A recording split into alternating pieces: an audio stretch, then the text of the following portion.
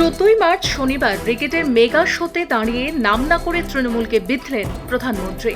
সাফ জানালেন, এবারের নির্বাচন শুধুমাত্র জেতার জন্য নয়, বরং বাংলাকে বাঁচানোর লড়াই। বিজেপি কর্মীদের ব্রিগেডে আসতে বাধা দেওয়ার অভিযোগে শাসক দলকে কড়া ভাষায় তোপ দাগেন তিনি। आज एक बार फिर ब्रिगेड ग्राउंड से नए बंगाल की क्रांति का बिगुल बज गया है।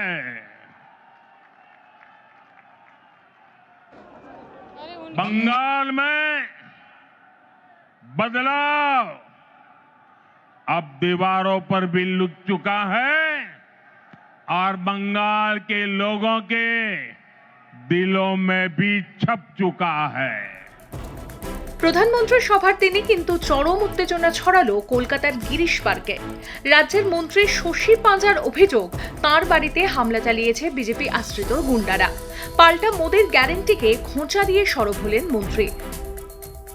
আমরা আজকে অবাক হয়ে যাচ্ছি, আমি নিজেই অবাক যে বিজেপি তাহলে গুন্ডা পুষছে, এবং এটা গুন্ডা পুষছে, খুনি পুষছে, মার্ডারার্স।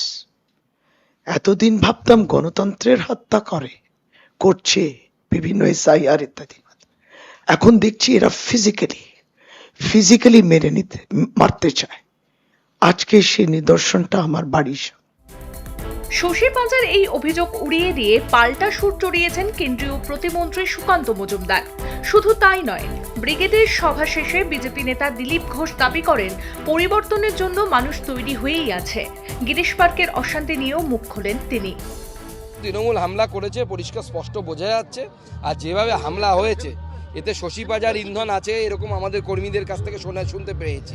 আমি জানি না তার সত্যতা কতটা, তো যদি সেটা হয়ে থাকে, একজন রাজ্যের মন্ত্রী, সে বিজেপি একটি ভারতবর্ষের সর্ববৃহৎ রাজনৈতিক দল, তার কর্মীদের উপর হামলা করাচ্ছে, এটা অত্যন্ত লজ্জার বিষয়।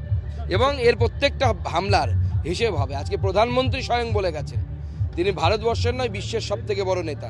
তিনি স্পষ্ট করে দিয়ে গেছেন প্রত্যেকটা গুন্ডার যে কার্যকলাপ, বদমাশের যারা হুমকি দিয়েছে, চমকেছে, সবার হিসেব হবে, ডায়েরিতে লেখা থাকছে না। অন্যদিকে বিরোধী দলনেতা শুভেন্দু অধিকারী এই সময় লাইভকে দেওয়া সাক্ষাৎকারে তার খুশির কথা জানিয়েছেন। তৃণমূলের দেওয়া তথাকথিত বাধা সত্ত্বেও কর্মীদের স্বতঃস্ফূর্ত উপস্থিতিতে তিনি আপ্লুত। তবে মোদির এই সভাকে বিন্দুমাত্র গুরুত্ব দিতে নারাজ তৃণমূল। সাংসদ সায়নী ঘোষের কথায়, মোদির এই সমাবেশ আসলে এক B গ্রেড সভা। না, আমরা তো খুব আজকে খুশি, আমরা উৎফুল্ল।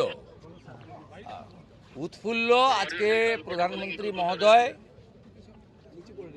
পশ্চিমবাংলার পরিবর্তন সুনিশ্চিত করে দিয়ে গেছেন। প্রথমে তো আমি ধন্যবাদ জানাতে চাই ওনাকে, যে আজকে এই ব্রিগেডের বা B গ্রেডের যে সভাটা হচ্ছে, সেটা যে ওনাকে দেখা গেছে, এটাই অনেক। বাজেটকালীন অধিবেশন চলছে, গুরুত্বপূর্ণ SIR থেকে শুরু করে আজকে LPGর শর্টেজ, আজকে পার্লামেন্টে বাজেটের মতো একটা গুরুত্বপূর্ণ অধিবেশনে प्रधानमंत्री का देखा जाच्छे ना। प्रधानमंत्री को हम कहीं देख नहीं पा रहे, एक दिन वो हाउस में नहीं आते हैं, वो प्रधानमंत्री का काम नहीं कर रहे हैं, वो बीजेपी का प्रचार मंत्री होने का काम कर रहे हैं।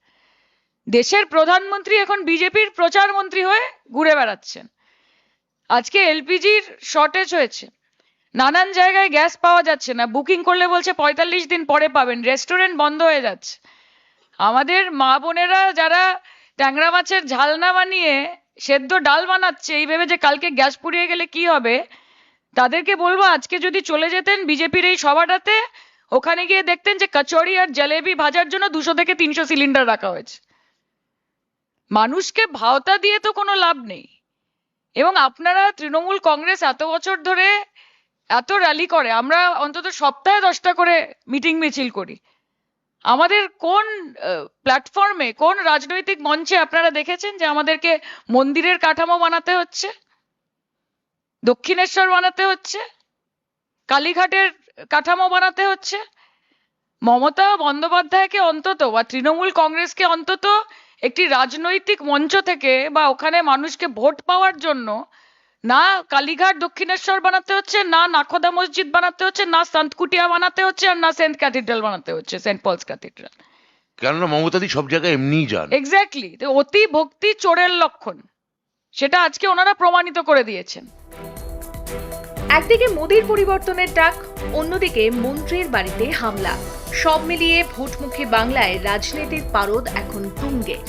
আসন্ন নির্বাচনে এই ছবি শেষ পর্যন্ত কোন দিকে মোড় নেয় সেদিকেই তাকিয়ে গোটা রাজ্য।